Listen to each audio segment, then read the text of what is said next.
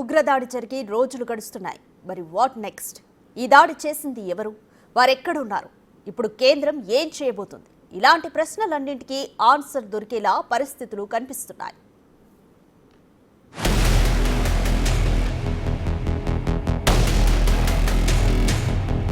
బైసరన్లో ఉగ్రదాడికి సంబంధించిన కీలక విషయాలు వెలుగులోకి వస్తున్నాయి. ఉగ్రవాదులు ఈ మారణ హోమం సృష్టించేందుకు పక్కా ప్లాన్తో వచ్చారని, దానికోసం 24 గంటల పాటు అడవుల్లో ట్రెక్కింగ్ చేస్తూ వచ్చారని గుర్తించారు.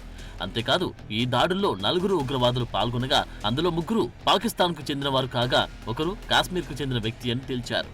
ఈ మారణ హోమం సృష్టించడంలో భాగం పంచుకున్న ఆదిల్ తోకర్ అనే ఉగ్రవాది కాశ్మీర్కు చెందిన వాడినని గుర్తించాయి దర్యాప్తు సంస్థలు. ఇతను కాశ్మీర్ నుంచి పాకిస్తాన్కు లీగల్ గా వెళ్లాడని, పాకిస్తాన్ నుంచి స్టూడెంట్ వీసా సంపాదించి పాకిస్తాన్లో అడుగుపెట్టినట్టుగా గుర్తించారు. అక్కడికి వెళ్లిన తర్వాత లష్కరే తోయిబా ఉగ్రవాద సంస్థలో చేరి ట్రైనింగ్ పూర్తి చేసుకుని తిరిగి కాశ్మీర్కి వచ్చినట్టు గుర్తించారు. ఆదిల్ ఉగ్రవాదులకు కావలసిన సమాచారంతో పాటు ఏర్పాట్లు కూడా చేసినట్లు దర్యాప్తు సంస్థలు గుర్తించాయి. బైసరన్కు చేరుకునే ముందు ఉగ్రవాదులు కొకెర్నాగ్ అడవుల గుండా ప్రయాణం చేశారని తెలుసుకున్నాయి దర్యాప్తు ఏజెన్సీలు. ఉగ్రదాడిని కూడా పక్కా వ్యూహం ప్రకారమే చేశారని గుర్తించారు అధికారులు. మొదట షాప్ల వైపు నుంచి 2 ఉగ్రవాదులు ఆయుధాలతో రాగా, మరోవైపు నుంచి మరో 2 ఉగ్రవాదులు బయటకు వచ్చారు. మొదట 2 ఉగ్రవాదులను చూసిన పర్యాటకులు పరుగులు పెట్టారు. అప్పుడు మరోవైపు నుంచి కాల్పులు ప్రారంభించారు. ఈ దాడులకు ఉగ్రవాదులు 2 రకాల గన్స్ ను వాడారు. ఒకటి AK-47 కాగా మరొకటి M4 అసాల్ట్ రైఫిల్.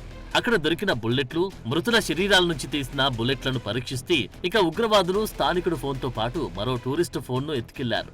ఈ ఉగ్రదాడి దర్యాప్తుకు సంబంధించి మరో 2 కీలక పరిణామాలు జరిగాయి. ఒకటి, ఈ కేసును పూర్తిగా నేషనల్ ఇన్వెస్టిగేషన్ ఏజెన్సీ టేకప్ చేసింది. మరొకటి, ఈ కేసుకు అవసరమైన అత్యంత కీలకమైన వీడియో ఆధారాలు లభించాయి. టెర్రరిస్టులు కాల్పులు ప్రారంభించగానే ఓ వ్యక్తి ప్రాణాలు కాపాడుకునేందుకు చెట్టెక్కాడు. అతను అక్కడి నుంచి ఈ మొత్తం వ్యవహారాన్ని షూట్ చేశాడు. ఇప్పుడు ఈ వీడియో దర్యాప్తు సంస్థలకు చేరగా NIA ఇప్పటికీ అతడి స్టేట్మెంట్ ను రికార్డ్ చేసినట్టు తెలుస్తోంది.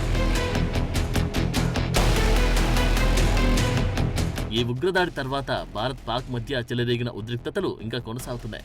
ఇప్పటికే ఇరు దేశాలు పరస్పర ఆంక్షలు విధించుకోగా భారత్ జీలం నది నీటిని పాకిస్తాన్లోకి విడుదల చేసిందని పాకిస్తాన్ ఆరోపించింది. దీనివల్ల కొన్ని ప్రాంతాల్లో నీటి మట్టం చాలా వేగంగా పెరగడంతో పాటు హట్టియాన్ ఏరియాలో ఎమర్జెన్సీ విధించారు. కానీ భారత్ మాత్రం ఎలాంటి అధికారిక ప్రకటన రిలీజ్ చేయలేదు.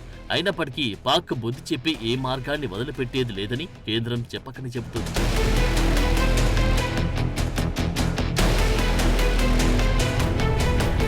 మరోవైపు పాక్ హద్దు దాటితే బెండు తీసేందుకు త్రివిధ దళాలు పూర్తిగా సన్నద్ధమయ్యాయి. ఎప్పుడైనా ఎక్కడైనా రెడీ అంటూ ఇండియన్ నేవీ ఏకంగా పోస్ట్ చేసింది. అరేబియా సముద్రంలో క్షిపణి పరీక్షలు మొదలుపెట్టింది. సుదూరంలో ఉన్న లక్ష్యాలను ఈ క్షిపణులు ఖచ్చితంగా ఛేదించాయి. భారత ప్రయోజనాలు కాపాడుకునేందుకు ఇండియన్ నేవీ సిద్ధంగా ఉందని ప్రకటించింది. Anti ship, anti surface cruise missiles ను టెస్ట్ చేసింది ఇండియన్ నేవీ.